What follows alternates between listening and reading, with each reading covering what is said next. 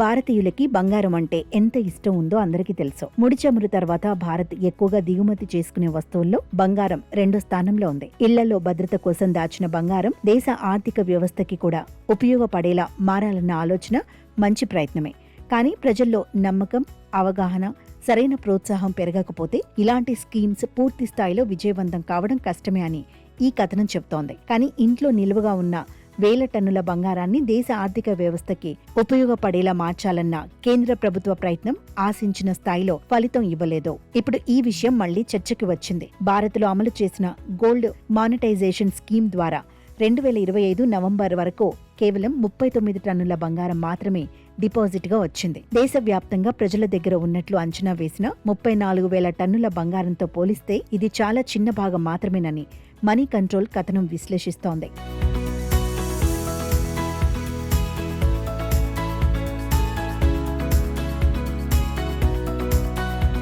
దాదాపు 10 ఏళ్ల పాటు కొనసాగించిన ఈ స్కీమ్ ద్వారా ప్రజల వ్యక్తిగత బంగారం నిల్వల్లో కేవలం 0.1% మాత్రమే వ్యవస్థలోకి వచ్చింది. ఉపయోగం లేకుండా ఇళ్లలో ఉండే బంగారాన్ని ఆర్థికంగా ఉపయోగపడేలా మార్చాలన్న దేశంలోనే పెద్ద ప్రయత్నాల్లో ఇది ఒకటి. కానీ దీని సామర్థ్యం ఎంత ఉందో, పరిమితులు ఎంత ఉన్నాయో ఈ సంఖ్యలు చూపిస్తున్నాయి.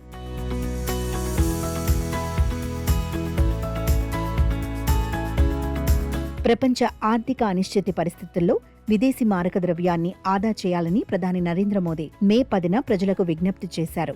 1 సంవత్సరం పాటు బంగారం కొనకుండా ఉండాలని ఆయన కోరారు. బంగారం కొనుగోళ్ల కోసం కూడా భారీగా విదేశీ మారక ద్రవ్యం ఖర్చవుతోంది. దేశ ప్రయోజనాల కోసం 1 సంవత్సరం పాటు బంగారం కొనకూడదని మనం నిర్ణయించుకోవాలి అని ఆయన చెప్పారు.